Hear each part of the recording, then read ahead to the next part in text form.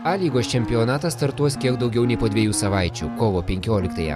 Tačiau šiandien tapo aišku, kad teisę žaisti turi vos 3 komandos.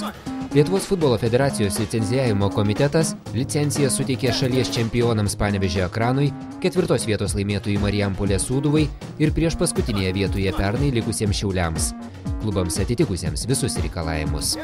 Pasak Lietuvos futbolo federacijos licencijavimo komiteto vadovo Lauryno Zibolio, šiemet itin akylai buvo vertinami klubų finansiniai klausimai.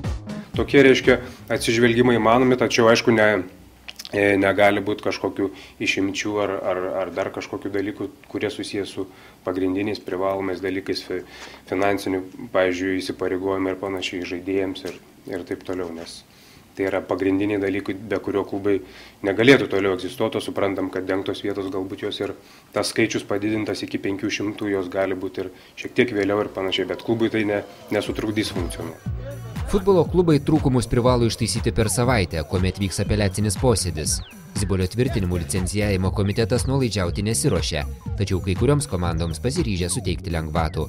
Pavyzdžiui, Tauragės Taurui suteikta išimtis neturėti stadiono apšvietimo. Kitiems klubams sušvelnintas dengtų vietų kriterijus.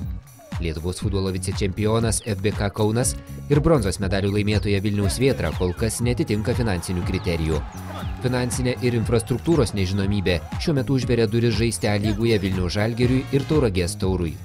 Labiausiai ant plauko kabo Atlanto galimybės varžyti su stipriausiais šalies klubais.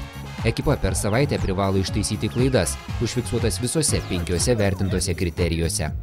Jeigu minėt Atlantą, tai iš tikrųjų išsiskiria iš to, kad išsiskiria iš kitų klubų, tokių galbūt nepasiruošimų pagal visus kriterijus, nesutvarkymų, galbūt įvyko kažkokių klubo administracijų pasikeitimų ir galbūt todėl ar nauji tie žmonės galbūt ne visiškai yra pasiruošę suderinti, kadangi mes matom tiek teisiniai dokumentacijų, tiek personalo, yra tam tikrų nesutvarkytų dalykų, nors tai galbūt nėra ypatingai sudėtingi padaryti, bet aišku, laukiam iš šito klubo, vis dar laukiam audito, jis atliekamas ir tai aišku jau gana sudėtingas dalykas ir turbūt čia dabar klubas skiria daugiausia dėmesio.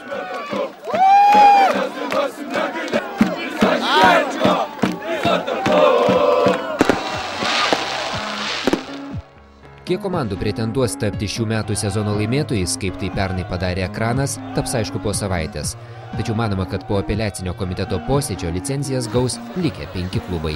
Pavyzdžių esama, nes ir ankstesniais metais pirmų bandymų ne visos komandos išlaikydavo licencijavimo egzaminą.